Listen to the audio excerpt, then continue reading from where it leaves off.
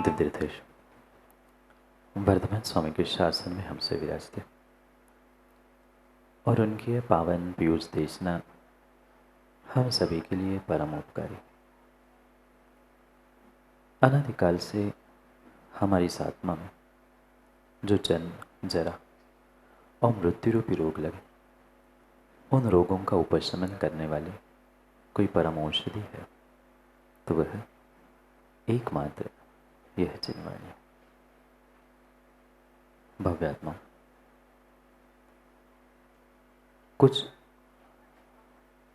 कुछ काल पूर्व की घटना की ओर हम चलते। नगरी का नाम भी आपने सुना होगा। वर्तमान के मध्य प्रदेश की वह नगरी उज्जैनिया, मालवा प्रांत की अवंती देश की वह ऐसी सुरम्य नगरी जहाँ जितना सौंदर्य प्रकृति का था उससे कई अधिक गुना सौंदर्य व्यक्ति के परिणाम और परिणति का था। प्रकृति, इंसान, राजा, प्रजा सभी अपने उत्कृष्टता की ओर थे। जो उज्जैनी नगरी में श्री वर्मा नाम का राजा राज्य करता था, स्वयं तो धर्मनिष्ठ था ही, अनुशासन का पालन करना ये उसका आद्य कर्तव्य था, क्योंकि धर्मनिष्ठ होकर भी न्याय से प्रजा का परिपालन करना बहुत कठिन कार्य होता। वह श्री वर्मा राजा अपने श्रीमती रानी के साथ राज्य कारभार धर्मपरायणता और नैतिकता के साथ जीवन यापन करता। और ये भी कहावत आप बहुत अच्छे से जानते हैं, यथा राजा तथा प्रजा। जैसा ईमानदार राजा होता है, धर्मनिष्ठ राजा होता है, प्रजा भी वैसी ही हुआ करती। या ऐसा कह दो, प्रजा भी उस राजा को ही देखकर अपना जीवन यापन करती है जैसा एक राजा का जीवन होता है। उत्कृष्ट अनुशासन धर्मपरायणता के साथ प्रजा भी सुखी थी, राजा भी सुखी था। पर क्या करें, ये प्रकृति का नियम है। प्रकृति का नियम है कि जहाँ जहाँ फूल की सुगंध होती है, फूल की सुंदरता होती है, कहीं न कहीं गुलाब के साथ कांटे और कमल के साथ कीचड़ भी मिलती है। सब कुछ अच्छा था, पर क्या करें, राजा प्रजा सब कुछ अच्छा होने पर भी जो राजा के 4 मंत्री थे, बलि, प्रहलाद, नमुची और बृहस्पति, ये चारों ऐसा मान लो कि राजा अगर गुलाब है तो ये चारों उस गुलाब के डंठल पे लगे हुए कांटे थे। जितना धर्मनिष्ठ राजा था उतना ही वह विपरीतताओं से युक्त पापी और घोर पापी ये चारों मंत्री थे। पर तीव्र पुण्य का उदय था। हर जहाँ पुण्य का उदय होता है वहाँ मलघट भी धूप घट के समान पूजा जाता है। पर ध्यान रखना, मलघट पर कितना ही सुंदर कपड़ा ढाक कर रख लेना, जो घट के अंदर मल भरा है दुर्गंध ही देगा, सुगंध दे नहीं सकता। और धूप घट को कहने की बताने की आवश्यकता नहीं पड़ती कि घट में धूप रखा है, धूप खिया जा रहा है, वह तो सुगंध सर्वत्र अपने आप पहुंच जाती है। ऐसा ही कुछ था। राजा धूपघट था तो ये चारों मल घट के तरह थे। मरघट नहीं, मल घट के समान थे। स्वाभाविक सी बात है, जीव के भीतर जो परिणाम भरे हुए होते हैं, जो उसके भाव होते हैं, उसकी परिणति और उसकी भाषा भी वैसी ही निकलती है। ये सिद्धांत है। अंदर अंदर अंदर जैसा भरा होता है, चाहे माताओं आप लोग भोजन बनाते हैं, नहीं बनाते? अच्छा कि कच्चा? कच्चा। अच्छा भोजन बनाते हैं। प्रेशर कुकर से जो सीटी निकलती है, उससे जो गैस निकलती है वो ठंडी निकलती है ना? क्यों ठंडी निकलनी चाहिए? अंदर अगर गर्मी भरी है तो बाहर भी गर्मी ही निकलती है। अंदर अगर अहंकार भरा है अंकित भाई, तो वचनों से भी अहंकार ही झलकता है। उनकी भाषा ही उनके लिए प्रमाणित थी कि उनके भाव कैसे हैं। वे ऐसे घोर मिथ्या दृष्टि थे कि स्वप्न में भी उनको कभी दिगंबर मुद्रा सुहाती नहीं थी। आचार्यों ने नीरज जी लिखा है, वह व्यक्ति घोर मिथ्या दृष्टि है, घोर मिथ्या दृष्टि है। आने वाले शायद कोई समय में उसका कल्याण नहीं हो सकता जिसको दिगंबर मुद्रा देखकर आस्था और श्रद्धा प्रकट नहीं होती। वे चारों ऐसे पापी थे, वे कभी दिगंबर मुद्रा को देख ही नहीं सकते थे, सहन ही नहीं कर सकते थे। और क्या करे, क्या करे? राजा तो दिगंबर धर्म को, जैन धर्म को और दिगंबर मुनिराज का ऐसा परम भक्त था, और ये चारों मुंह दिखाई के लिए राजा के सामने वो जो चाहे कह दे, पर भीतर तो मल ही भरा था, भीतर तो मल ही भरा था। एक दिन सुबह सुबह राजा ने नगर के उद्यान की ओर जाते हुए भीड़ को देखा। बहुत सारे श्रावक, बहुत सारे प्रजाजन सुबह ही समय नगर के उद्यान की ओर दौड़े जा रहे थे। राजा ने पूछा कि बात क्या है? आज इतनी सुबह सुबह सभी नगर के उद्यान की ओर क्या जा रहे हैं? आज ना कोई विशेष दिन है, ना पर्व है, ना त्योहार है, आज है क्या? इतने में ही एक माली दौड़ते हुए, नगर का उद्यान का माली दौड़ते हुए आता है और राजा से कहता है, राजन आज आश्चर्य हुआ, आज हमारे नगर में आश्चर्य हुआ। मैं तो देख कर अचंभित हुआ हूं कि हमारे उस उद्यान में जो वर्षों से फल फूल नहीं खिल रहे थे, जो असमय में आज पता नहीं क्या हुआ, पूरे उस बगीचा में फल फूल अचानक से खिल गए। कई वर्षों से जो उजाड़ होने जा रहा हमारा बगीचा है, आज फल फूलों से लद गया है। राजा कुछ समझ नहीं पाया। नगर के नागरिक वहां बढ़ रहे हैं, ये आश्चर्य, चमत्कार कहां से हो, क्या बात है? अब राजा था तो राजा को जानकारी तो मिलेगी, तो कौन? मंत्री। उसने मंत्री को याद किया, मंत्रीवर ये क्या बात है, ये क्या बात है? सभी प्रजाजन उद्यान की ओर क्यों जा रहे हैं और उद्यान में ये आश्चर्य कैसे घटित हुआ? उनको शाम को ही पता चल चुका था कि धरती के देवता दिगंबर मुद्राधारी आचार्य अकंपनाचार्य महाराज 700 मुनिराजों के साथ नगर के उद्यान में विराजमान है।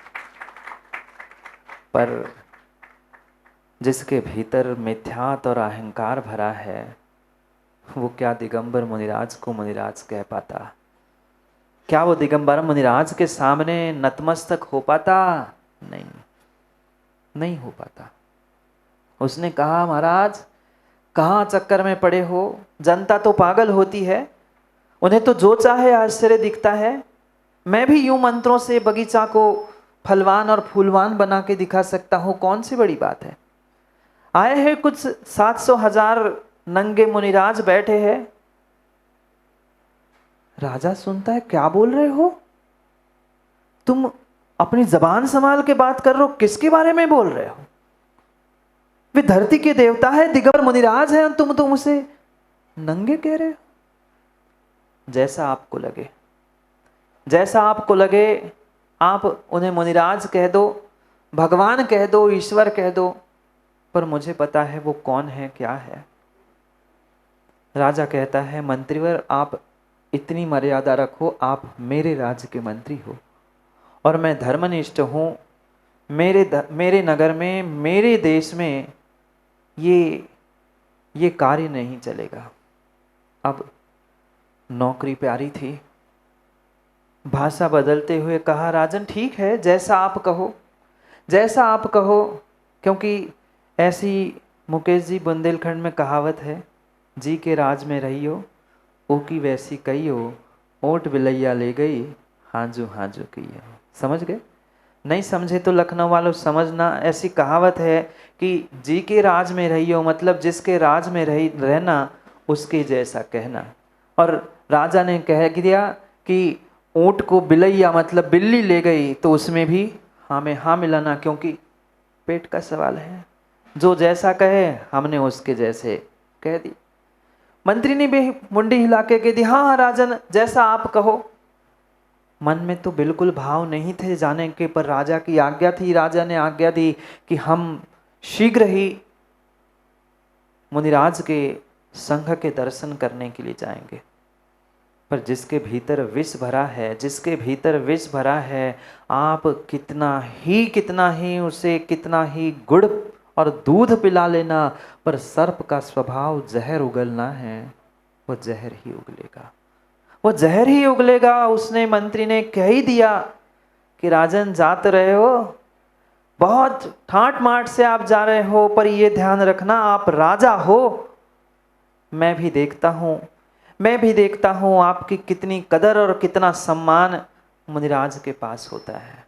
आप सोच समझ के जाना, सोच समझ के जाना। आप इस नगर के महाराज हो, राजन हो, नरेश हो, आपका भी कुछ सम्मान होना होगा। राजा कहता है, मैं मुनिराजों के पास सम्मान प्राप्त करने के लिए नहीं जाता हूँ, मैं मुनिराजों के पास सम्मान प्राप्त करने के लिए नहीं जाता हूँ, मैं तो अपना काम करने जाता हूँ। मैं नमस्कार करने पहुँच रहा हूँ, फिर क्या होगा क्या नहीं होगा वो समय बताएगा। ये बहाने इसलिए चल रहे थे कि मंत्री को जाना नहीं था, पर राजा के आगे मंत्री की क्या चलती। राजा ने कहा, मैं जा रहा हूँ मंत्री जी, आपको आना है सो आओ और नहीं आना है सो मत आओ, पर मैं तो जाने वाला। नहीं जाए सो फंसे और जाए सो फंसे। पर फिर भी बिना मन से मंत्रियों ने कहा, चलो जाना तो पड़ेगा ही, जाना तो पड़ेगा ही, जाना तो पड़ेगा ही। और राजा के पीछे पीछे वे मंत्रीवर भी निकल पड़े। पूरा तामझाम लेकर राजा निकला। ये द्रव्य, ये सामग्री, क्योंकि सामान्य मुनिराज नहीं, वे आचार्य महाराज थे और 700 मुनिराजों के साथ नगर के उद्यान में विराजमान थे। गदगद हो गया था राजा, सोच रहा था कई दिनों से मेरे नगर में मुनिराज नहीं आए हैं, आज 701 मुनिराज मेरे नगर में, मेरे उद्यान में ठहरे हैं। ऐसी भावों की विशुद्धि के साथ वो द्रव्य चढ़ाने के लिए, द्रव्य समर्पित करने के लिए बड़े बड़े थाल भरकर ले गया। आज हम चढ़ाते भी है तो कितना चढ़ाते हैं? चुटकी भर उठा के चुटकी भर चढ़ा देते और खुश होते हैं हम बहुत बड़े कार्य को करके आए। ये फलों से, ये द्रव्य से सजे हुए बड़े बड़े थाल लेकर राजा पहुंचा। राजा पहुंच ही रहा था, पर कन खजूरे कान खाना कहाँ छोड़ते हैं। मंत्री फिर भी कान खा रहे थे। राजन, आप सोच समझ के जाना, आप क्या करोगे नंगे के पास जाके? आप इतने बड़े महाराजा और आपको वो आशीर्वाद भी नहीं देंगे। पता नहीं दिगंबर मुनिराज और आचार्यों के पास ऐसे विशेष गुण हुआ करते हैं। उन आचार्यों का एक विशेष गुण कहा जाता है दूरदर्शकत्व। उन्हें पहले से ही बोध हो जाता है कि द्रव्य, क्षेत्र, काल आदि को देखते हुए व्यक्ति के भावों को भांपने की, व्यक्ति के भावों को समझने की। मुनिराज 700 विराजमान थे, बहुत बड़ा उद्यान था। प्रातः की जब भक्ति हुई, आचार्य भगवंत अकंपनाचार्य महाराज ने 700 मुनिराजों को आदेश दिया, 700 मुनिराजों को, अपने सभी शिष्यों को आदेश दिया था कि शिष्यों, ये क्षेत्र कुछ हमें ऐसा प्रतिभासित हो रहा है कि कुछ विपरीतता यहाँ हो सकती है, इसलिए मेरी आज्ञा है कि आज पूरे दिन आप सभी का मौन रहेगा। आप कोई भी दर्शनार्थी आ जाए, आप आंख खोलकर उन्हें आशीर्वाद नहीं देंगे। ना आप किसी से चर्चा करोगे, ना आप किसी को आशीर्वाद दोगे, ना आप किसी को देखकर कुछ पूछने का प्रयास करोगे। क्या समर्पण शिष्यों का था रोहित भाई, क्या समर्पण शिष्यों का था। शिष्यों ने क्यों क्या परंतु किंतु कुछ नहीं पूछा। गुरु की आज्ञा सर्वोपरि, गुरु की आज्ञा सर्वोपरि। गुरु ने जो कहा वह आंख मीच कर शिष्यों ने स्वीकार किया। आज का कोई होता तो पहले विचार करता कि देखो कोई आ रहा है तो हम पहले फोटो खींच ले, फोटो पहले दिखती है और हमें कार्य बाद में दिखते हैं। कोई त्यागी व्रती भी है तो वो भी सोचता है चलो कोई बहुत बड़ा नेता है तो उसके बगल में पहले मैं जाके फोटो खींचूं। पर वे मुनिराज दूरदर्शकत्व गुण से युक्त अपने गुरु की आज्ञा को सर्वोपरि मानते हुए हाथ पर हाथ रख के आंख बंद करके बैठ गए। यहाँ आचार्य भगवंत विशाल वृक्ष के नीचे अकेले बैठे थे। वो भी ध्यान में बैठे थे। उनको भी पता था कि गुलाब चढ़ेगा तो कांटे भी चढ़ेंगे, राजा आएगा तो मंत्री भी साथ में आएंगे। मौन धारण किया था। वे ध्यानस्थ थे। अपने रथ से उतरकर द्रव्य लेकर राजा पहुंचता है, द्रव्य को समर्पित करता है, द्रव्य चढ़ा देता है, 3 प्रदक्षिणा देता है, स्तुति वंदना करता है। पर आचार्य भगवंत का हाथ यहां से यहां तक नहीं उठा। मंत्री खुश हो गए और कहते देखा, कान में जाके पुनः कन खजूरे का काम कर लिया, डस लिया। राजन, हमने कहा था कभी अपनी भी तो कीमत कर लिया करो। आपके पीछे भी तो इतने सारी भीड़ है, हम मंत्री, इतने सैनिक, इतनी प्रजा, आपका हमारा अपमान है। देखो देखो, मैंने कहा था ये नंगा हाथ नहीं उठाएगा, मैंने कहा था ये साधु आपको आशीर्वाद भी नहीं देगा। आप क्यों चले आए अपना काम छोड़ के। राजा तो मुनिराज की मुद्रा देखकर गदगद था। राजा तो दिगंबर मुद्रा ही देखकर गदगद था। राजा तड़ाक से उत्तर देता है, बेटा मंत्रीवर, ये ध्यान रखना, मैं आशीर्वाद प्राप्त करने के लिए, गुरु से कुछ प्राप्त करने के लिए गुरु के पास नहीं जाता हूँ। मैं तो अपनी कर्मों की निर्जरा करने के लिए जाता हूँ। मैंने द्रव्य समर्पित किया, मैंने नमस्कार किया, आशीर्वाद मिले ना मिले, मैंने तो अपनी कर्मों की निर्जरा कर ली। पर विशाल भाई सोचते हैं, बता रहा हूँ, नाम ले रहा हूँ, बुरी नहीं मानना, और मान भी लो सो क्या कर लोगे। विशाल भाई सोचते हैं हम श्रीफल चढ़ा रहे हैं तो 4 लोग फोटो खींचे। फोटोग्राफर नहीं आता तब तक श्रीफल हाथ से नीचे नहीं होता। जब तक सोचना, विचार करना, क्या हमारी परिणति है, क्यों हमें फल नहीं मिल रहा है। हम प्रतिदिन फल चढ़ाने के बाद भी हमें फल क्यों नहीं मिल रहा है। और उसने एक बार फल चढ़ा दिया, अपना कल्याण कर लिया। भावों की विशुद्धि को प्राप्त करने का पुरुषार्थ करो। क्रियाएं, फोटो, तस्वीर, नाम, प्रशंसा और किसी का कुछ प्राप्त करने के लिए नहीं, अपने स्वयं के कर्मों की निर्जरा के लिए करना होता है। राजा ने कहा मैंने अपना काम कर लिया, उनका काम वो जाने। वो आशीर्वाद दे सो अच्छा, नहीं दे सो अच्छा, देखे सो अच्छा, नहीं देखे सो अच्छा। उनके लिए मैं नहीं आया हूँ, मैं अपने लिए आया हूँ, अपना कल्याण करना चाहता हूँ। मैंने द्रव्य समर्पित की, मैं जा रहा हूँ। फिर भी उम्मीद तो यही थी कि आँख खोल दे, कुछ बोल दे, आशीर्वाद दे दे। पर मुनिराज ध्यान में थे और संकल्पित थे कि दिन भर आज आँख नहीं खोलनी, आशीर्वाद नहीं देना। कुछ समय राह देखकर राजा निकलता है और जैसे ही राजा और मंत्री वापस लौटने को होते हैं, एक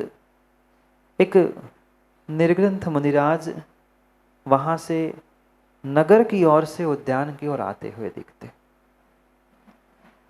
जो चारों मंत्रियों के भीतर जहर भरा था, वो सोच रहे थे कि देखो वो चार मंत्री भीतर भीतर सोच रहे थे, वे 700 मुनिराज आए हैं, आचार्य महाराज को मिलाकर उनने तो कुछ कहा नहीं। अब मैं देखता हूँ ये भगवान कह रहे हैं, धरती के देवता कह रहे हैं, बड़ी बड़ी बातें राजा कह रहा है। मैं देखता हूँ इनका ज्ञान अधिक है कि मेरा ज्ञान अधिक है। कर लेता हूँ ज्ञान की परीक्षा। बहुत ज्ञानी, बहुत ध्यानी और बहुत धर्मात्मा अपने आप को ये नंगे मानते हैं ना। मैं देखता हूँ कौन कौन ज्ञानी हैं। हम इतने पंडित, इतने विद्वान, इतना सब कुछ हमने पढ़ा है और इनके सामने मुझे हाथ जोड़ना पड़ा। एक नंगे के सामने राजा का आदेश, राजा की आज्ञा के कारण हमें हाथ जोड़ना पड़ा। मैं देखता हूँ भीतर ईर्ष्या की अग्नि, भीतर पुनः वो ईर्ष्या की अग्नि जल गई, जो ना माँ दिख रही थी, ना ईंधन दिख रहा था, ना अग्नि दिख रही थी, फिर भी जल रही थी और जला रही थी। बदले की भावना से भरा हुआ वह मंत्री, बदले की भावना से भरे हुए वे चारों मंत्री, वह जैसे ही वह मुनिराज सामने से आते हैं, सुत सागर मुनिराज, जिनको संकेत गुरु का सुबह सुबह नहीं मिला था। जब गुरुदेव ने संकेत दिया था प्रातः की बेला में, वह उस समय पर संघ में नहीं थे, कुछ शुद्धि के कारण से बाहर गए थे और नगर में जाकर आहार करके लौट ही रहे थे। पेट भरा हुआ था। भोजन करने के बाद तो सबका ही पेट समझ में आता। फिर निर्ग्रंथ मुनिराज थे, उनका भी भरा हुआ पेट दिख रहा था। और जैसे वे हष्ट पुष्ट भरा हुआ पेट दिखते के मुनिराज वे मंत्रीवर देखते हैं और जैसे ही उतरकर सामने वाद विवाद करने के लिए, तर्क करने के लिए उतरते हैं और कहते हैं, देखो राजन, ये तक्रम पीतोयम, ये बैल के समान तक्रम पीतोयम, यानी तक्र यानी छाछ जानते हैं आप लोग? छाछ पीतोयम यानी ये छाछ पीकर बैल आ रहा है। संस्कृत में उन्हें कहा छाछ पीकर बैल आ रहा है। मुनिराज के कानों में तो मात्र इतना ही शब्द पहुंचा कि तक्रम पीतोयम। तक्रम पीतोयम, तक्र यानी छाछ, पीतोयम मैंने पी क्या है, इतना ही शब्द पूछा। पर जो स्यादवाद के विद्यार्थी थे, जिन्होंने आचार्य भगवान दिगंबराचार्य से ग्रंथ पढ़े होंगे, द्वादशांग जिनवाणी सुनी होगी, वो कैसे कैसे दूसरों की बातों से अपने धर्म को, अपने इस मुद्रा को परास्त होते हुए देख सकते थे। क्या करे, गुरु की आज्ञा का उसे बोध नहीं था, गुरु की आज्ञा का उन मुनिराज को बोध नहीं था। वे जैसे ही शब्द कान पर पड़ते हैं, जोर से ही राजा से पूछते हैं, राजन शायद आपके मंत्रियों को पी लिया हुआ है। राजा भी आश्चर्यचकित हो गया, ये क्या कह रहे हैं? राजन आपके मंत्रियों को शायद पी लिया हो चुका है। वो जानते नहीं हैं कि प्रकृति में वस्तुओं का स्वभाव कैसा होता है। वो कहते हैं तक्रम पीतोयम कि तक्रम धवलोयम। शब्दों को समझना। तक्रम पीतोयम किम तक्रम धवलोयम, क्या तक्र यानी छाछ पीली होती है या छाछ धवल होती है? आपके मंत्री कह रहे हैं तक्रम पीतोयम, तक्र पीला होता है, छाछ पीली होती है। छाछ पीली नहीं होती, आपके मंत्रियों को पी लिया हुआ है, इसलिए वो कह रहे हैं कि छाछ पीली है। छाछ पीली नहीं, छाछ धवलोयम, तक्रम धवलोयम, तक्र यानी छाछ धवल होती है। जो चारों मंत्री थे बड़ी घमंड से, बड़ी अहंकार से लड़ने के लिए पहुंचे थे और जैसे ही साधवाद से आने कान से प्रत्युत्तर मिलता है, इतना सा मुंह हो गया। वो भी विचार में पड़ गए कि मैं कह क्या रहा था, इसने बात ही घुमा दी। मैं तो अपना ज्ञान बखारने के लिए, अपना ज्ञान बताने के लिए इनके सामने आया था, इसने तो मुझे ही पलट दिया। राजा उतरता है रथ से, नमोस्तु करता है, राजा को आशीर्वाद देकर मुनिराज आगे बढ़ जाते हैं, संघ में पहुंचते हैं। पुनः रास्ते में कन खजूर ने राजा के कान खाए। देखा राजन, आप जिनको भगवान मान रहे थे, गुरु मान रहे थे, उन्होंने तो आपकी कुछ कदर ही नहीं की, और रास्ते में एक मिला तो उसने भी उल्टा उत्तर देकर आपके मंत्रियों की अवहेलना की। आप किसकी आराधना करते हैं? इधर इधर ईर्ष्या से जो अपमान मुनिराज ने किया था, उस ईर्ष्या से वो जलते रहे और सोच रहे थे कि आज की रात इन मुनिराजों की आखिरी रात है, इन मुनिराजों की आज आखिरी रात है। राजा महल में बैठा रहेगा, हम चारों देख लेंगे। एक नहीं थे मंत्री, एक नहीं था, एक नहीं था विनय जी, चांडाल चौकड़ी थी। मंत्रियों की चांडाल चौकड़ी थी, और चांडाल चौकड़ी ने षड्यंत्र रच लिया कि आज की रात उन नंगों की अंतिम रात है। ये दूरदर्शकत्व को जानने वाले आचार्य भगवंत को पहले से ही बोध था। जैसे ही वो श्रुतसागर मुनिराज, जैसा नाम वैसा गुण उनका था, वो संघ में पहुंचते हैं, देखते हैं सब मुनिराज मौन है, कोई किसी से बात नहीं कर रहा है। वो समझ गए हमसे कुछ गड़बड़ हो गई, गड़बड़ हो गई। दौड़ते हैं, भागते हैं, और अपने गुरु, अपने आचार्य भगवंत के चरणों में जाकर फूट फूट के रोते हैं, भगवान मुझसे गलती हो गई, मुझसे गलती हो गई, मुझसे गलती हो गई। मुझे पता नहीं था आपकी आज्ञा का। मैं सुबह जब आपने आज्ञा दी तो शुद्धि के लिए चला गया था, और वहीं से आहार के लिए गया था, और लौटते लौटते मेरे साथ ऐसा ऐसा हुआ। जैसे ही उसने प्रश्न किया, जैसे उसने मुझसे कुछ कहा, मैंने तो अनेकांत से साधुवाद से उत्तर दे दिया। मुझे नहीं पता था कि मुझे मौन रहना था। आज का शिष्य होता ना सुख जी तो 4 बातें कहता। आपको पता नहीं था? मैं नहीं था? आपको अलग से आज्ञा भेजनी चाहिए थी मुझे? नहीं। शिष्य ने ये नहीं कहा, शिष्य ने ये नहीं कहा, शिष्य ने ये कहा, गलती गुरुदेव मेरी है, गलती मेरी है। और जो शिष्य अपनी गलती गुरु के चरणों में स्वीकार करता है मुकेश जी, वही वही वही उन्नति को प्राप्त करता है, वही वही धर्म की प्रभावना करता है, हर कोई नहीं करता। अच्छा हुआ पंचम काल का कोई शिष्य नहीं था, अच्छा हुआ पंचम काल का कोई शिष्य नहीं होता, नहीं तो पहले गुरु को लांछन लगाता, गुरु को आरोप करता, ये गुरु सही नहीं है, मुनि सही नहीं है, ये ऐसा है, वो वैसा है, फिर कुछ अपनी बात कहता। पर वो सच्चा शिष्य था, सच्चा शिष्य था। यथा नाम तथा गुण थे, श्रुत के धारी थे, श्रुत सागर नाम था। गिड़गिड़ाते हुए, आंखों से पानी झलझल करते हुए वो गुरु से निवेदन करते हैं कि गुरुजी आते आते हमारे साथ ऐसी घटना घटी। मैं चुप नहीं रह पाया। साधुवाद को जानने वाला कैसे चुप रह सकता है? और आज्ञा का भी मुझे बोध नहीं था। आपकी आज्ञा का बोध होता तो कुछ हो सकता था। भगवान मुझे प्रायश्चित दो। क्या कहा शिष्य ने?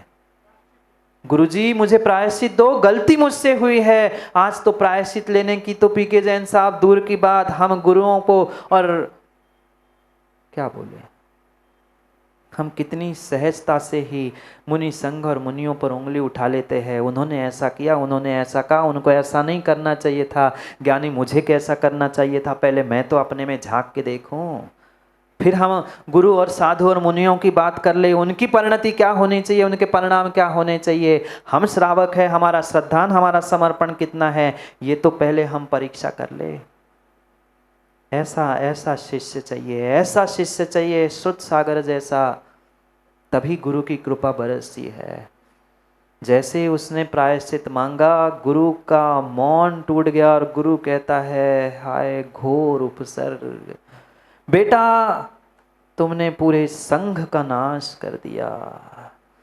तुरे 1 मिनट की जिह्वा चलने से आज 701 मुनिराजों पर उपसर्ग होने वाला है। मुनिराज के, श्रुत सागर के तो पैरों तले से जमीन खिसक गई। मेरे अकेले के कारण 700 मुनिराजों पे उपसर्ग?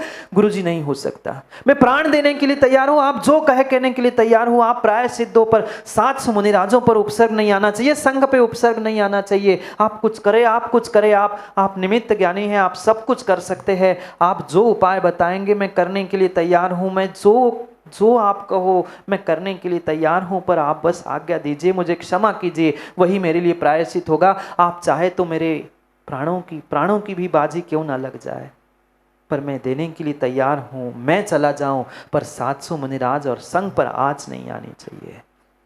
आज का धर्मात्मा कहता है मैं बचूं, मेरा परिवार बचे, मंदिर चला जाए, धर्मात्मा चला जाए, संघ चला जाए, हमें कोई लेना देना नहीं। ये होता है श्रद्धान, ये होता है समर्पण, कि मेरे प्राण चले जाए पर मेरे धर्म पर, मेरे संघ पर, मेरे गुरुओं पर आँच नहीं आनी चाहिए।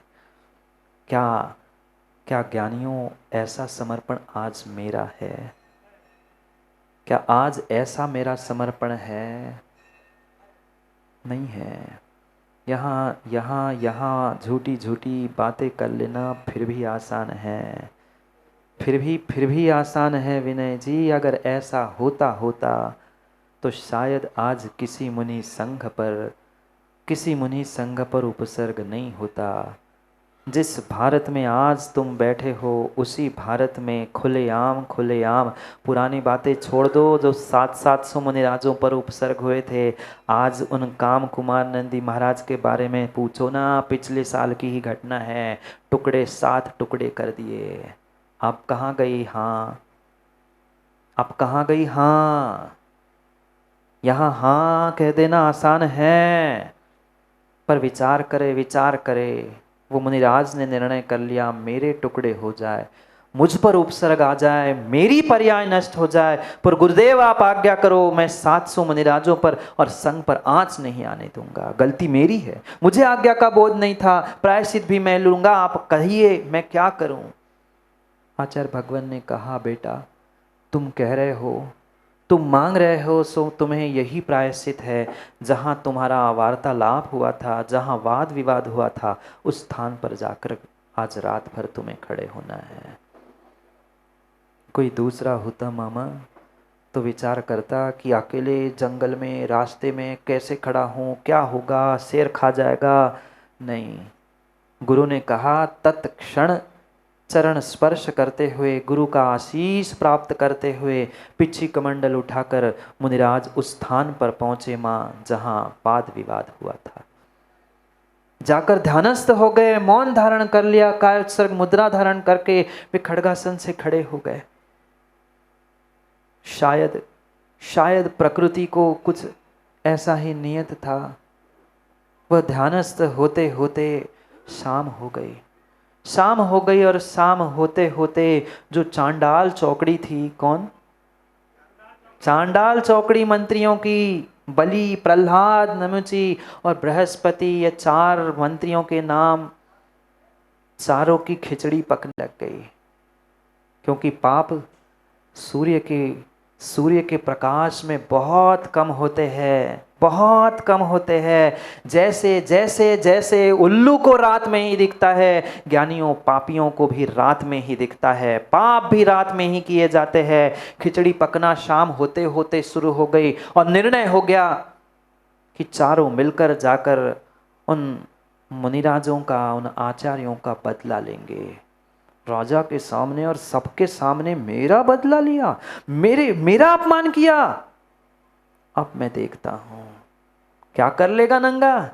ये तलवार से हम 700 के टुकड़े कर देंगे। पता नहीं चलेगा राजा को रातों रात क्या हो चुका था। पर उन्हें पता नहीं था। 8 दिन पहले भी मैंने कहा था, 8 दिन पहले भी डीके जैन साहब मैंने कहा था, अगर एक कमठ है तो सैकड़ों धरनेन पद्मावती भी हो सकते हैं। बहुत बड़ी बात नहीं है। चारों ने निर्णय तो कर लिया कि हमें खत्म करना है मुनि संघ को। निकल पड़े। जैसे ही अंधेरा हुआ, चुपचाप, किसी को पता ना चले, इसलिए तलवार, भाला और जो शस्त्र ले सकते थे। पर कितने थे? 4 ही थे।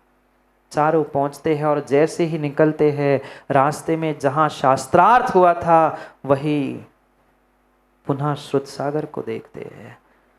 अरे ये नंगा तो वही है जिसने हमसे शास्त्रार्थ किया था, जिसने हमारा अपमान किया था। वे तो मूंगे बैठे थे, वे तो मौन बैठे थे, उन्होंने तो कुछ बिगाड़ा ही नहीं। बदला तो इससे ही लेना है। पहले तो इसके टुकड़े करते और फिर वहां तक पहुंचते, यार इसको ही कर देंगे तो वही कांप के भग जाएंगे कि यहाँ ऐसा होता है। पर वो जानते नहीं थे, धरती के देवता थे, धरती के देवता थे। चांद टले, सूरज टले, पर दिगंबर मुनियों का व्यापार कार्य नहीं टलता। तलवार लेकर चारों पहुंच गए, पर कितना ही घोर मिथ्या दृष्टि भी क्यों ना हो, पर साधु पर हाथ उठाने से पहले एक क्षण विचार तो करता ही करता है। चारों में वार्तालाप शुरू हो गया, पहले तू पहले मैं, क्योंकि तलवार कौन चलाएगा, कैसी हो, भले ही श्रद्धा नहीं हो, भले ही मिथ्या दृष्टि हो, पर मुनिराज दिख रहे हैं, लोगों ने भगवान कह रहे, कौन तलवार चलाएगा पहले, कौन हमला कराएगा। तू मैं तेरी मेरी अपनी तेरी करते करते चारों ने निर्णय कर लिया, ना पहले ना बाद में, चारों एक साथ हमला करेंगे। चारों एक साथ 1 2 3 कहेंगे और चारों एक साथ मुनिराज के 4 टुकड़े करेंगे। तैयार हो गए, चारों दिशाओं में चारों खड़े हो गए। मुनिराज, क्या मुनिराज को सुनाई नहीं दे रहा होगा? विचार करो, क्या मुनिराज को कुछ सुनाई नहीं दे रहा होगा? सब कुछ समझ रहे थे मुनिराज, सब कुछ समझ रहे थे। तलवार खींचने की आवाज भी आई, चाहते तो मुनिराज क्षमा भी मांग सकते थे, पर गुरु आज्ञा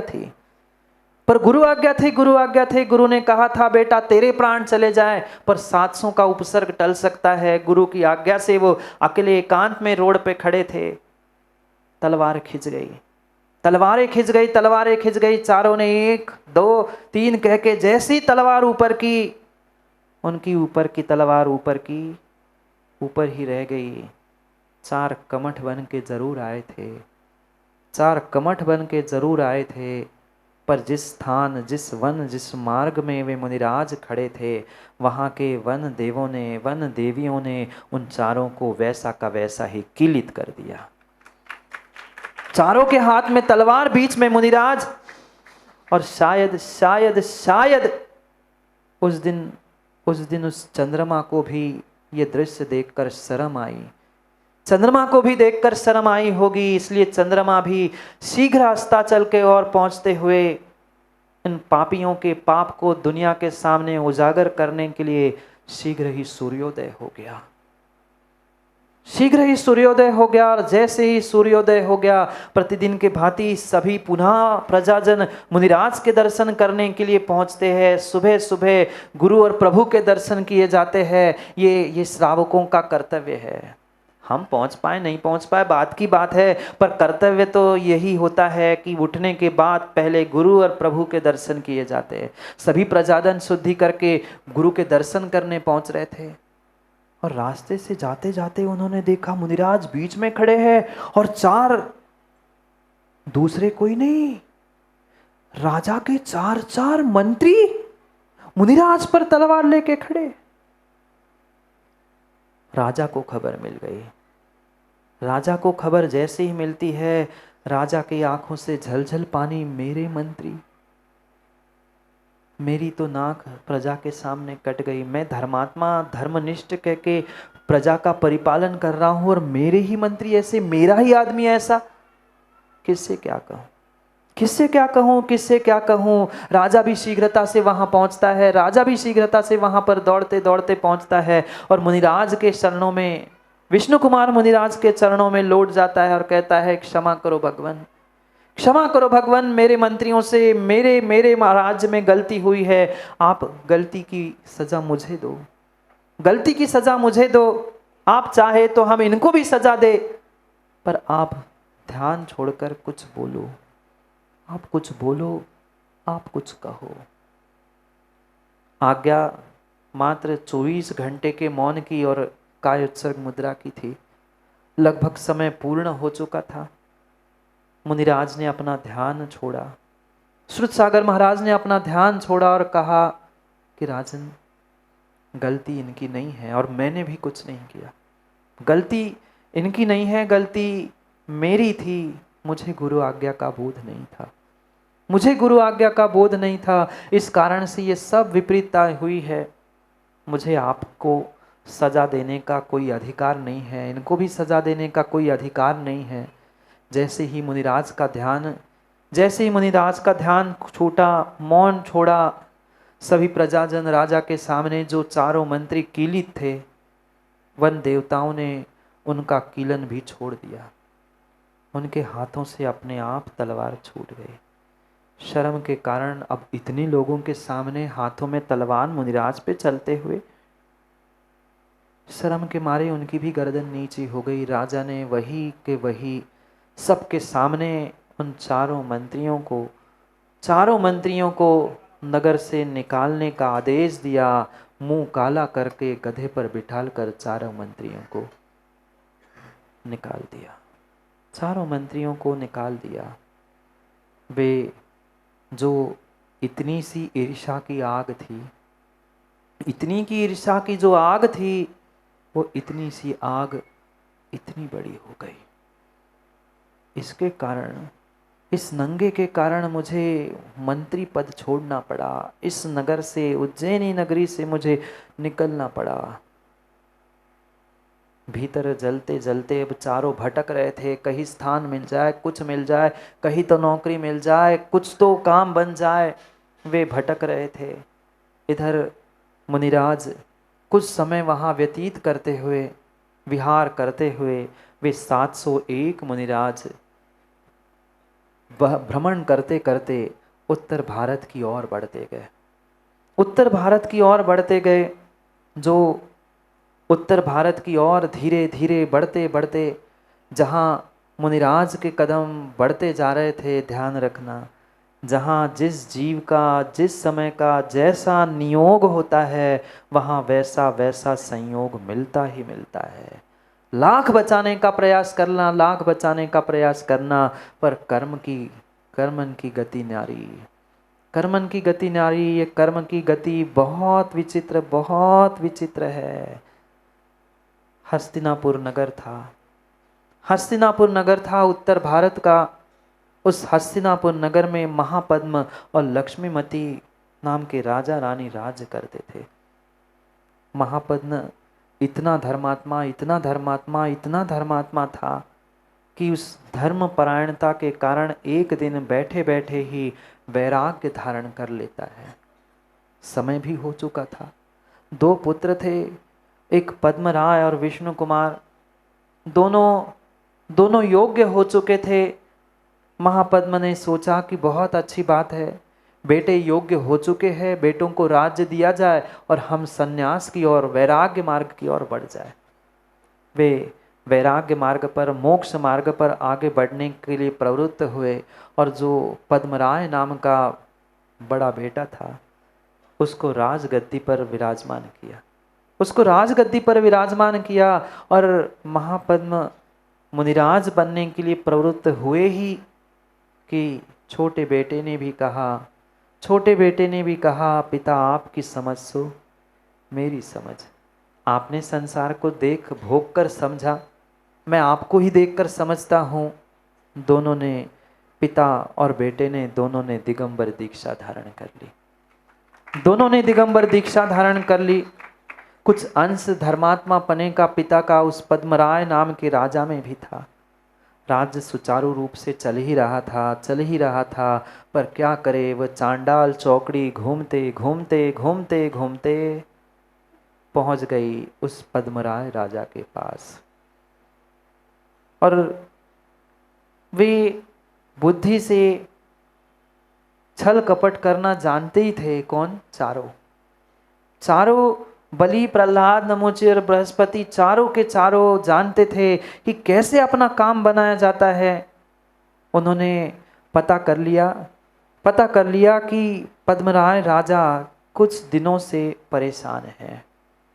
वे चारों राजा के पास पहुंचते हैं, पद्मराय राजा के पास, हस्तिनापुर के राजा के पास, और चारों मंत्री कहते हैं, राजन आप क्यों उदास हो, आपकी क्या समस्या है? जबकि उसने पहले ही सब कुछ जान लिया था।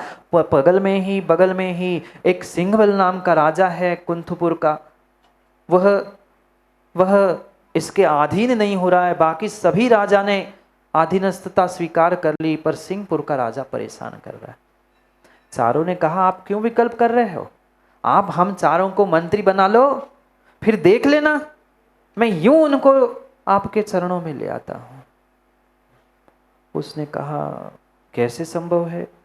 वो कहता है आजमा को तो देख लो, सबको आजमाना पड़ता है, हमें आजमा के देख लो, चलो अभी नहीं मंत्री बनाओ, हम जब ले आएंगे तब बना लेना। चारों ने ऐसा षड्यंत्र रचा, चारों ने ऐसा षड्यंत्र रचा, क्योंकि नीति यही कहती है साम दाम दंड भेद जैसे बने। उन्होंने उस राजा को पकड़कर पद्मराज के चरणों में समर्पित कर दिया। राजा खुश हो गया कि इतने वर्षों का मेरा शत्रु आज मेरे चरणों में पड़ा है। उसी दिन मंत्री पद देते देते राजा ने पुनः कह दिया कि बोलो, मैं आपसे बहुत खुश हूँ, बहुत खुश हूँ, बहुत खुश हूँ, आप जो चाहे मांग लो। मैंने पहले ही कहा था, आप अगर मेरे शत्रु को ले आओगे, अधीनस्थ करोगे, तो आपको मुंह मांगा इनाम दिया जाएगा। आप बोलो क्या चाहिए, बोलो आपको क्या चाहिए, आपको मुंह मांगा इनाम दिया जाएगा। जो चाहे आपके लिए मैंने दे दिया, स्वीकार करे, क्या चाहिए आपको। चारों ज्ञानी थे, समझदार थे, बुद्धिमान थे। उन्होंने कहा राजन चाहिए तो, पर अभी नहीं, अभी आपने हमें मंत्री बना ही लिया है, अब मंत्री बन गए, हमें क्या चाहिए, हमें अभी समय दे दो, समय आने पर हम मांगेंगे, समय आने पर मांगेंगे। जीवन में ध्यान रखना, जीवन में ध्यान रखना, समय पर किसी को वर मत दे देना। मैं भविष्य में दूंगा, पता नहीं मैं रहूं नहीं रहूं। दो जीवों ने इतिहास में वर देकर, आश्वासन देकर अपने घर परिवार और अपने आप को नष्ट कर लिया। दो जीवों ने वर देकर, याद है रामायण की घटना। एक ने वर दिया था, हाँ समय आने पर, किसको? दशरथ ने दिया था वर, कई को समय आने पर दे दूंगा, उसने भी समय पे मांगा था, इन्होंने भी समय आने पर मैं ले लूंगा। राजा ने कहा तथास्तु, समय आने पर मैं दे दूंगा। समय कभी किसी का अच्छा हो, कभी किसी का बुरा हो, कोई भरोसा नहीं है। आज हमारे पास शक्ति है तो दे दो, कल का वादा करके कोई आश्वासन मत देना, कोई आश्वासन मत देना, फंस जाओगे, पक्का फंस जाओगे, जैसा ये पद्मराज फंस गया। विहार करते करते वे धरती के देवता, देखो कैसा नियोग, देखो कैसा नियोग। कर्मों की विचित्रता ऐसी ही होती है, ऐसी ही होती है। ऐसा सत्य जानो, कर्मन की लीला, कर्मन की गति न्यारी। अंकित भाई, कर्मन की गति न्यारी। बड़े बड़े पेड़, बड़े जो कद्दू देखे आपने, कितने बड़े होते हैं, बड़े बड़े कद्दू होते हैं। पतली बेल पर कद्दू कैसे लगते हैं, समझना। कर्मन की गति न्यारी, बड़े पेड़ पर अमिया छोटी। कर्मन की गति न्यारी, बड़े पेड़ पर अमिया छोटी, और पतली बेल पर कद्दू भारी। कर्मन की गति न्यारी। कद्दू इतना बड़ा होकर पतली बेल पर लगता है, और इतना बड़ा आम का पेड़ होकर इतनी सी अमिया लगती है। कर्म की गति है। कहाँ से वे हस्तिनापुर पहुंचे, और मुनिराज भी विहार करते करते उसी हस्तिनापुर नगर में पहुंच गए। वही दृश्य बगीचा में शाम के समय में पुनः वे अकंपनाचार मुनिराज 700 मुनिराजों के साथ पहुंच गए। बिना मौसम के फल, बिना मौसम के फूल उस बगीचा में खिल गए। नगर खुशियों से भर गया, प्रजाजन खुशियों से भर गए। और जैसे ही शाम को चांडाल चौकड़ी को चारों मंत्रियों को पता चल गया कि वे ही नंगे वापिस आए हैं। वो सोचते हैं अब कहाँ भागोगे, अब कहाँ जाओगे, अब तो वह दौड़ के चल के मेरे पास आया है, अब देखता हूं। जैसे ही खबर मिली, राजा को पता चलने के पहले ही चारों पहुंचते। राजन, आपने कहा था मैं वर दूंगा, आपने कहा था मुंह मांगा दे दूंगा, हमें कुछ चाहिए। कहता है मांगो, मैंने तो पहले भी कहा था आप जो चाहे मांगो। कभी कभी ऐसे अधीर होकर राजा को कोई निर्णय नहीं लेना चाहिए, आगे पीछे का सोच कर विचार करके कार्य करना चाहिए। उन्होंने कहा राजन हमें कुछ नहीं चाहिए, कुछ नहीं चाहिए, मात्र 8 दिन का राज्य हमें दे दो। आप महल में बैठे रहोगे, राज्य का निर्णय, राज्य का कारभार सब कुछ हम चारों करेंगे। इतने दिन में मायाचारी छल कपट करते हुए विश्वास तो जीत ही लिया था, पर ये विश्वास एक ऐसी ट्रॉफी है मुकेश भाई, जीवन में ये पंक्ति हमेशा याद रखना। विश्वास एक ऐसी ट्रॉफी है, विश्वास एक ऐसी ट्रॉफी है, अक्सर इंसान जीतने के बाद तोड़ देता है। विश्वास नाम की एक ऐसी ट्रॉफी है जो हमेशा हमेशा जीतने के बाद तोड़ देता है। विश्वास चाहे ट्रॉफी भी जीतने के बाद ही टूटती है और विश्वास भी जीतने के बाद ही टूटता है। विश्वास तो प्राप्त कर ही लिया था, जीत लिया, 8 दिन का राज्य मिल गया। राजा ने कहा तथास्तु, पहुंची। उसी समय से राजा महल में, अंतर महल में पहुंच गया और चारों का कार्य शुरू हो गया। चारों राजा बन गए थे, चारों राजा बन गए थे। रातों रात जिस बगीचा में वे 701 मुनिराज संघ के साथ अकंपनाचार विराजमान थे, उस बगीचा को उसने घेर लिया, बाड़ी बना ली। शुरू हो गया उपसर्ग, शुरू हो गया उपसर्ग। चारों तरफ से मुनिराज कहीं भाग ना जाए। भीतर ईर्ष्या थी, जल रही थी। अब जलाना भी उसने प्रारंभ कर लिया। चारों दिशाओं में, उस बगीचा में जहां बाड़ी लगाई, उस बगीचा के बाहर उन चारों ने नरमेध पशुमेध यज्ञ करना प्रारंभ कर लिया। नरमेध यानी जहां पुरुषों को, नरों को, मनुष्यों को स्वाहा किया जाता है। पशुमेध यानी पशुओं को जहां यज्ञ में झोंका जाता है। चारों दिशाओं में सोचना, एक टायर जलता है तो नाक का और गले का क्या होता है। फिर शमशान में भी कई बार आप पहुंचे हैं, कैसी दुर्गंध होती है। फिर चारों दिशाओं में हवन हो रहा है। उस अग्नि में मनुष्यों को, तिर्यंचों को, जानवरों को डाला जा रहा है। क्या हो रहा होगा मुनिराजों का? एक नहीं मां 701 मुनिराज थे। वो तो भीतर अपने ध्यान में थे, पर बाहर झुलसा रहा था। भीतर पुनः कंपनाचार महाराज को पहले ही बोध हो गया था कि कुछ गड़बड़ होनी है। उन्होंने संघ को और अपने आप को संकल्पित करवा दिया था कि जब तक उपसर्ग दूर नहीं होगा हमारी नियम संलेखना है। जब तक उपसर्ग चल रहा है, उपसर्ग टल गया सो ठीक, नहीं तो हम यही बैठे बैठे ही अपने पर्याय को समाधि संलेखना से समाप्त कर लेंगे। ध्यानस्थ हो गए। उपसर्ग चलने तक आहार जल सबका त्याग। वे 701 मुनिराज, कोई युवा भी होंगे, कोई किशोर भी होंगे, कोई प्रौढ़ भी होंगे, सभी प्रकार के मुनिराज थे। 1 दिन बीत गया, 2 दिन बीत गए, तीसरा दिन बीत गया। सोचो माँ थोड़ा सा भोजन बनाते बनाते छौंक लगते कभी जल जाता है तो सहन नहीं कर पाते, एग्जॉस्ट चालू होता है। घर में किचन में आज तो चिमनी बनी है, सब बाहर निकल जाता है। उन मुनिराजों के बारे में सोचो ज्ञानी, उन मुनिराजों के बारे में सोचो। 1 दिन, 2 दिन, 3 दिन, 4 दिन, 5 दिन, 6 दिन हो गए। वो चारों तरफ से अग्नि, और सामान्य अग्नि के धुएं नहीं, जहां मनुष्यों का, त्रियंशों का शरीर जल रहा है। क्या दुर्गंध! नाक, गला सब कुछ छिल गया। श्वास तो लेंगे ना, कुछ नहीं लेंगे तो वो दुर्गंध भाई श्वास तो लेनी ही पड़ेगी। नाक और पूरा कंठ बन गया। क्या किया जाए? श्रावकों के घरों में, माताओं श्रावकों के घरों में चूल्हे जलने बंद हो गए। कैसे जलते चूल्हे? 6 दिन से मुनिराज उपासे है। एक नहीं 701 मुनिराज जहां भूखे हैं, वहां धर्मात्मा कहां भोजन कर सकता है? बात धर्मात्मा की चल रही है, ढोंगियों की नहीं। सच्चे धर्मात्मा थे, सच्चे धर्मात्मा थे। 700 मुनिराजों पर आए हुए उपसर्ग को देखकर कर क्या सकते थे? प्रजा प्रतिदिन राजा के पास जाती, पद्मराय कहता, माथा फोटकता, कहता मैं राजा नहीं हूं।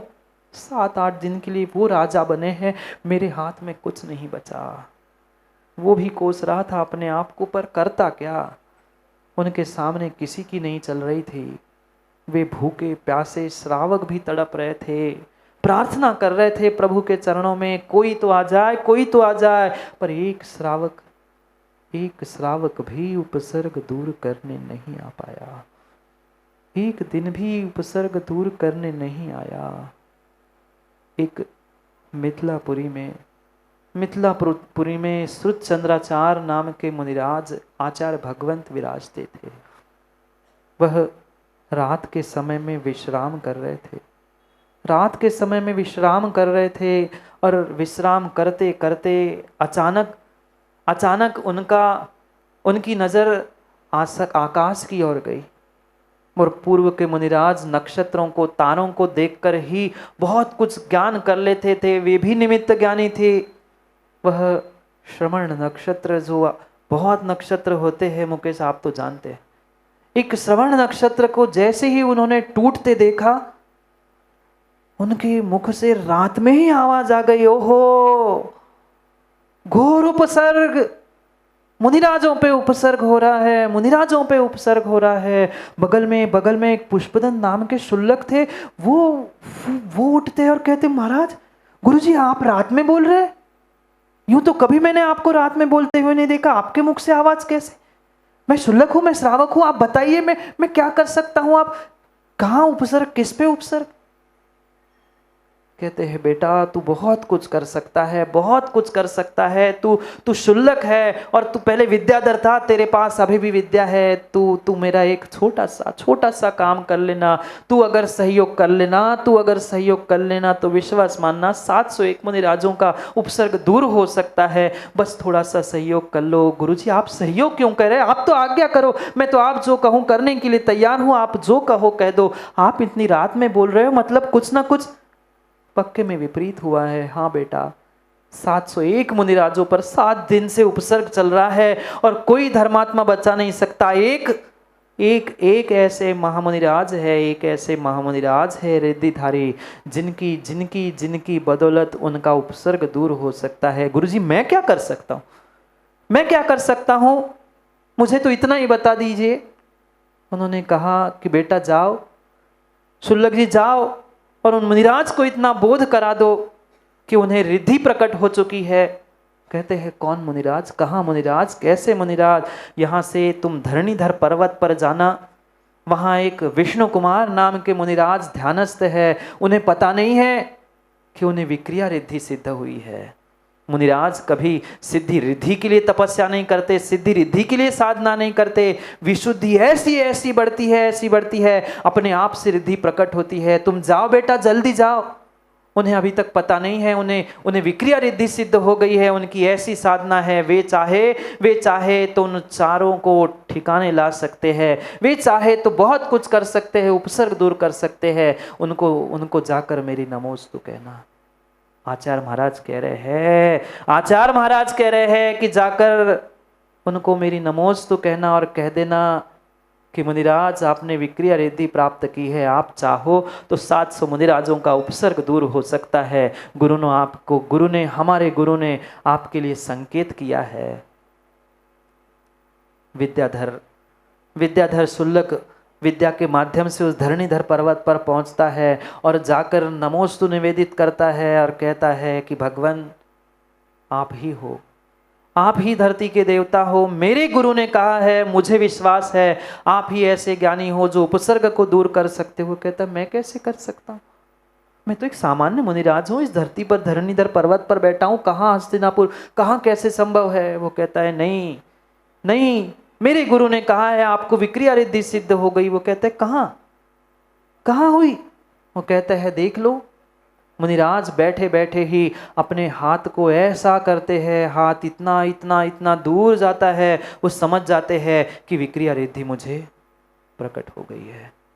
हाथ को खींचते हैं, पुनः हाथ अपने स्थान पर करते हैं, विक्रिया को समेटते हैं और निर्णय करते हैं कि कहाँ है, कहाँ है मुनिराज, कहाँ उपसर्ग हो रहा है। पूरी वार्ता जैसे ही वह शुल्लक बताता है, शुल्लक जी बताते हैं, सोचते हैं कि नहीं, मुझे तो धर्मात्मा की रक्षा करनी है, मुझे तो धर्मात्मा की रक्षा करनी है। आज का कोई होता ना नीरज जी, तो पहले पूछता कौन सा संघ है, कौन से आचार से दीक्षा ली है, कौन के कुल के है, कहाँ चातुर्मास हुआ था, कौन से पंथ के है, किन को मानते हैं, कुछ नहीं पूछा। धर्मात्माओं, ये आपका वात्सल्य नहीं है, ये आपका कार्य नहीं है, ये आपका कार्य नहीं है। आपको तो मात्र मात्र दिगंबर मुद्रा पिछी कमंडल देखना है और नतमस्तक होना है। हमारे लिए तो प्रत्येक धरती का देवता पिछी कमंडल धारी पूज्य है, ये भावना होनी चाहिए। जब तक नमो लोए सवत्साहणम की भावना भीतर नहीं है, तब तक कार्य होने वाला नहीं है। भावना कह रहा हूँ, मात्र शब्दों में तो हर कोई पढ़ता है नमो लोए सवत्साहणम, पर पढ़ने से काम नहीं होगा। हृदय में वो श्रद्धा, वो समर्पण चाहिए प्रत्येक साधु के प्रति। विष्णु कुमार मुनिराज ने ये नहीं पूछा कि कौन से संघ के कौन से दीक्षित है, मैं पहला कि वो पुराना कि नमोस्तु करूं कि प्रति नमोस्तु करूं, नहीं, धर्मात्मा पे उपसर्ग, मतलब मेरे धर्म पे उपसर्ग है, मेरे पे उपसर्ग है। उन्होंने आगे नहीं सोचा ना पीछे सोचा।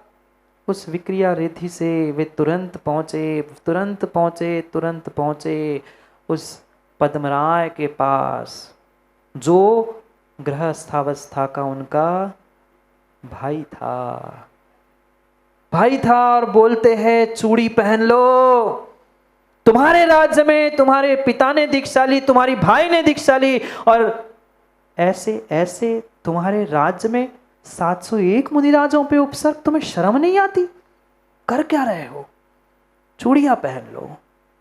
वो कहता है गुरुजी क्षमा करे, पर मैंने उन्हें वचन दिया था, राज्य दे चुका हूं, मैं कुछ नहीं कर सकता, मैं कुछ नहीं कर सकता। कहता है तू कुछ मत कर, तू कुछ मत कर, पर मुझे तो अपने धर्म की आन बान शान की चिंता है। मैं मुनिराजों पर होने वाले उपसर्ग को अब नहीं झेल सकता। वे मुनिराज चाहते, विक्रिया रिद्धि थी, वे चाहते तो 700 मुनिराजों को ऐसे धीरे से भूमि के साथ उठा के अलग कर सकते थे, पर ध्यान रखना, टेढ़े को सीधा करने के लिए पहले टेढ़ा होना पड़ता है। जब माँ सीधी उंगली से घी नहीं निकलता तो बोलो ना, उंगली को टेढ़ी करना पड़ता है। और अहंकारियों को सीधा करने के लिए उनसे बड़ा होकर ही दिखाना पड़ता है, तभी अहंकारी चूर चूर हो पाते हैं। मुनिराज ने ये भी विकल्प नहीं किया ज्ञानियों, ये भी विकल्प नहीं किया कि मैं दीक्षा छोड़ रहा हूं। अरे विक्रिया रिद्धि से बटुक बनना था, अहंकारियों का अहंकार चूर चूर करना था। ये विष्णु कुमार ने नहीं सोचा मैं दीक्षा छेद कर लूँगा, पुनः दीक्षा लूँगा तो मैं तो आज का कहलाऊँगा। ये विकल्प छोड़कर उन्हें को 701 मुनिराजों का धर्म ध्यान प्रिय लग रहा था। ये विकल्प छोड़ दिया कि मैं दूसरा भेष धारण कर लूँगा तो पुनः मुनिराज कैसे बनूँगा, क्या करूँगा। सब विकल्प से शून्य होके एक 3-3.5 हाथ के बटुक का भेष धारण कर लिया। यज्ञ का अंतिम दिन था और ये प्रचलन में है कि यज्ञ के अंतिम दिनों में अगर कोई बटुक याचना करने के लिए पहुंचता है तो ऐसा उनके यहाँ कहा जाता है कि यज्ञ सफल हो गया। दूर से ही बटुक का भेष बनाकर वह विष्णु कुमार पहुंचते हैं। जैसे ही दूर से आता हुआ बटुक देखते हैं, चारों खुशी के मारे नाचने लगते हैं कि हमारा यज्ञ सफल हुआ।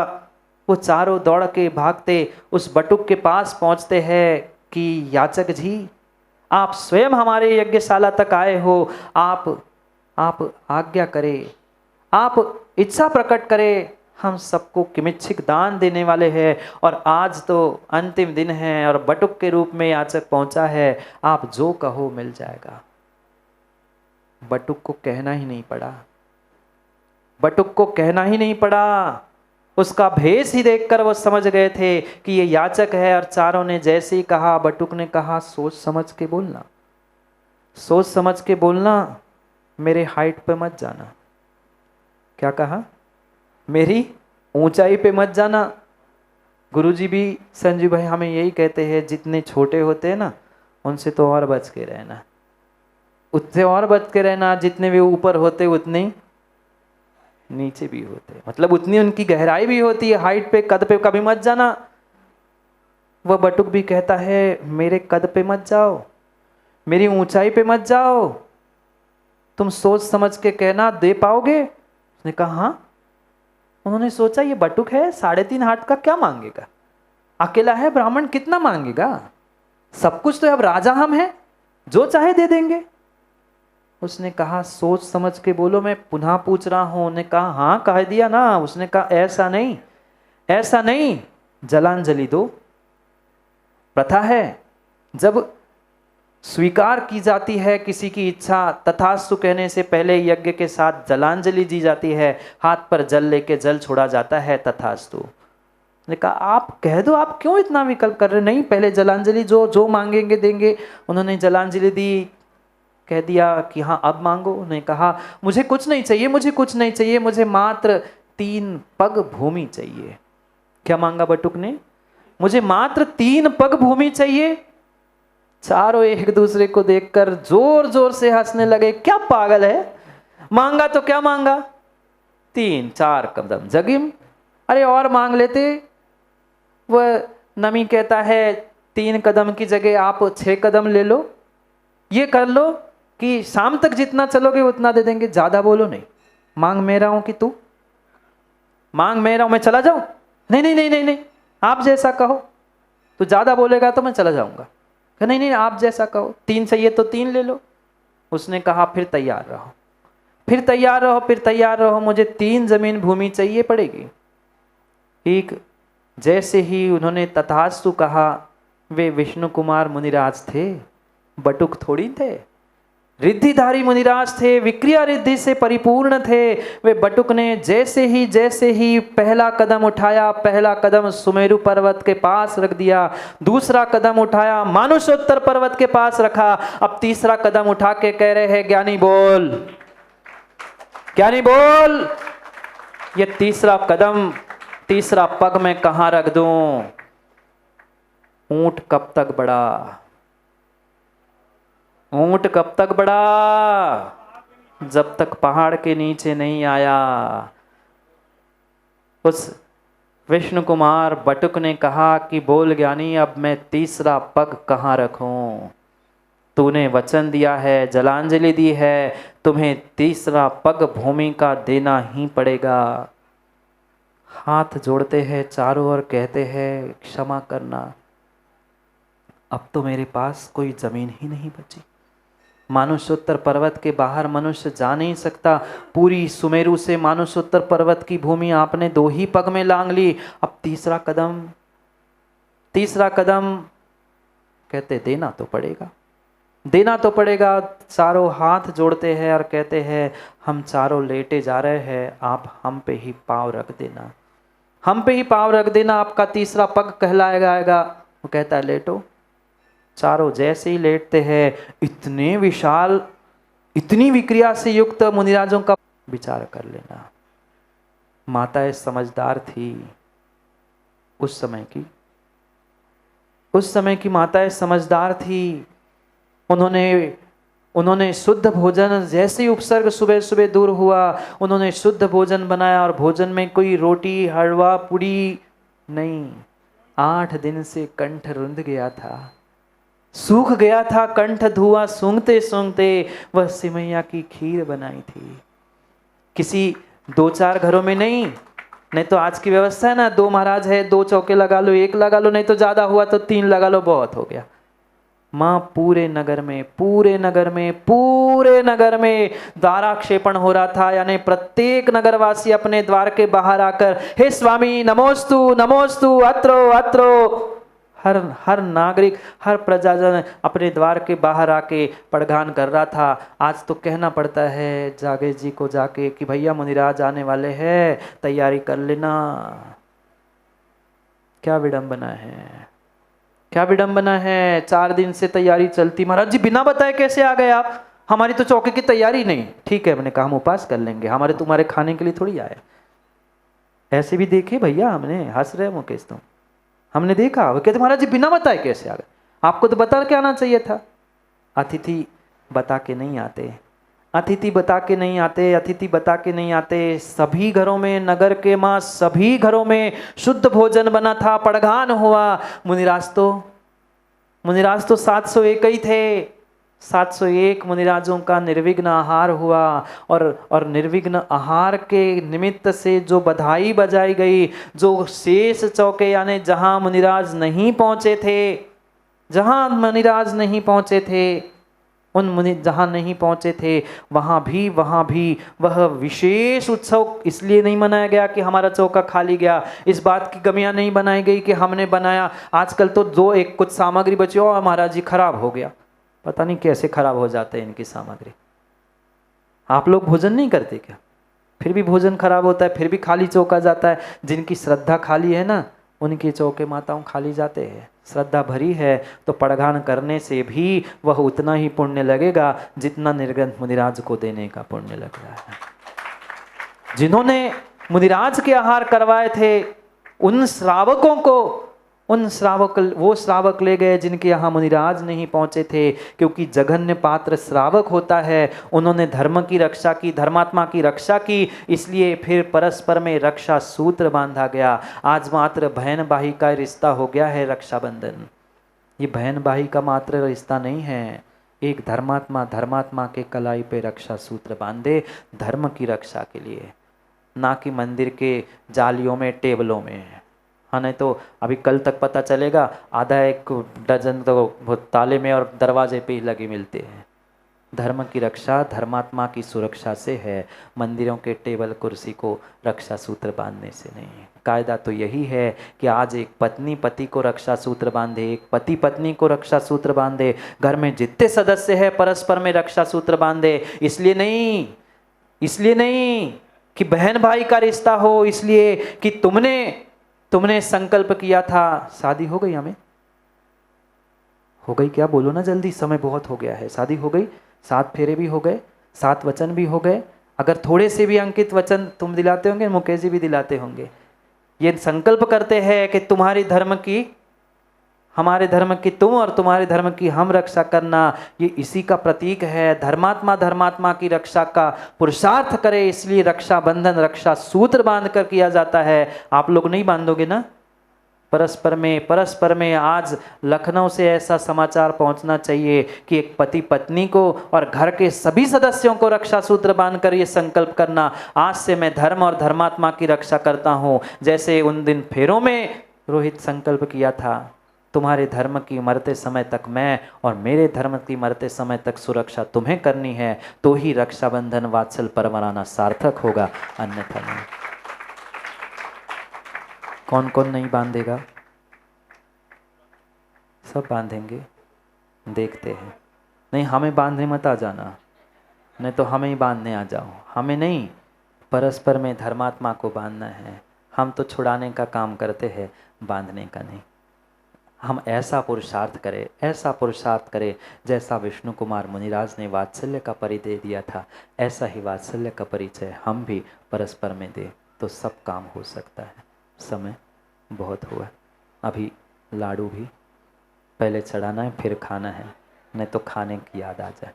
सभी से यही कहना है कि पुरुषार्थ ऐसा करो, पुनः समय बदलते देर नहीं लगेगी। जाओ, समय हो गया, अभी लाडू भी चढ़ाना है और 200 अर्घ्य भी चढ़ाने हैं।